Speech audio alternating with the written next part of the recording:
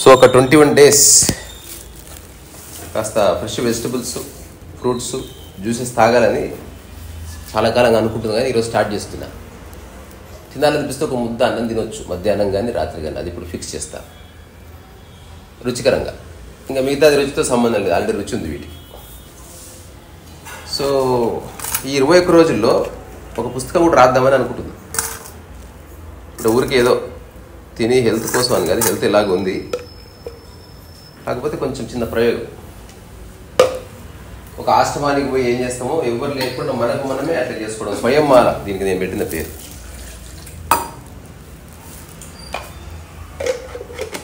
So morning breakfast, lunch, dinner అట్లాంటివి కాకుండా ఆకలి అయితే తినడం, ఇది కాన్సెప్ట్.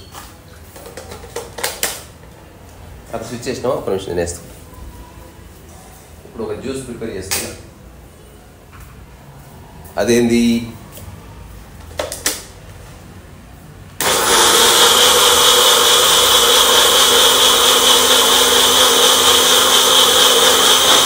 దీనికోసం ఎక్స్క్లూజివ్గా ఈ జ్యూసర్ కొన్నది. ఇదేంది, జస్ట్ మనం ఇట్లా తీసుకొని తాగేసేయచ్చు, లేదా మనము ఏమంటారు కొంచెం వడపోసుకొని కూడా తాగొచ్చు. సో పేట్స్ ఆఫ్ జ్యూస్ అన్నది ఏమైనా కడపలో చెప్తూ ఉంటే పోతుంది. ఇంకోటి రకరకాల వ్యక్తులు రకరకాలుగా చెప్తున్నారు, నేను ఏవి నమ్ముతలేను. నాకు అనిపించి చేస్తున్నది హెల్త్ కోసం కాదు, లైఫ్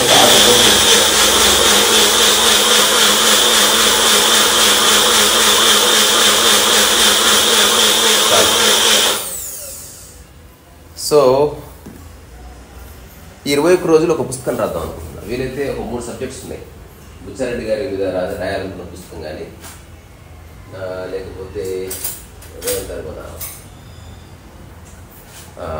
మా అమ్మ కథ కానీ, లేకపోతే కోట్స్ ఆఫ్ ముషన్ ఒక బుక్ ఉంది.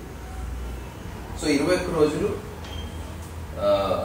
తినడంతో పాటు, యోగా చేయడంతో పాటు ఒక బుక్ రాయాలి. ఇది ఎవరి కోసమో కాదు, సమయాన్ని ఇంకాస్త సద్వినియోగం, ఇంకాస్త అందంగా ఎంజాయ్ చేయడానికి, అంతకుమించి దానికే పర్పస్. ఇంకోటి నాకే జీవిత లక్ష్యాలు లేవు, నేను రాసిన ఏం కాదు, రాయిపోయిన ఏం కాదు, నన్ను ఎవరు అడిగేటోళ్ళు లేడు. అయినప్పటికీ ఐఎమ్ టేకింగ్ దిస్ డిసిషన్. ఎవరు నచ్చింది వాళ్ళు చేసుకోవచ్చు.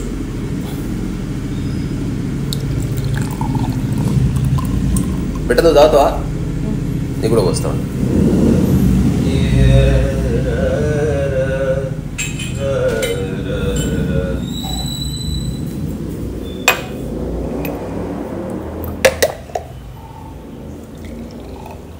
తర్వాత ఈ 21 రోజులు ఎవరి మీద ఆధారపడకుండా నా పని నేను చేసుకోవాలని నిర్ణయం తీసుకో.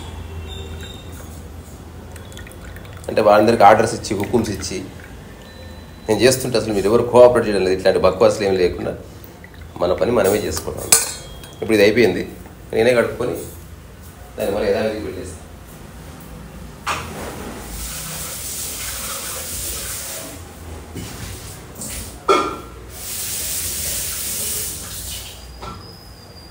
సో దీనికోసం ఒక ట్రే తయారు చేసిన.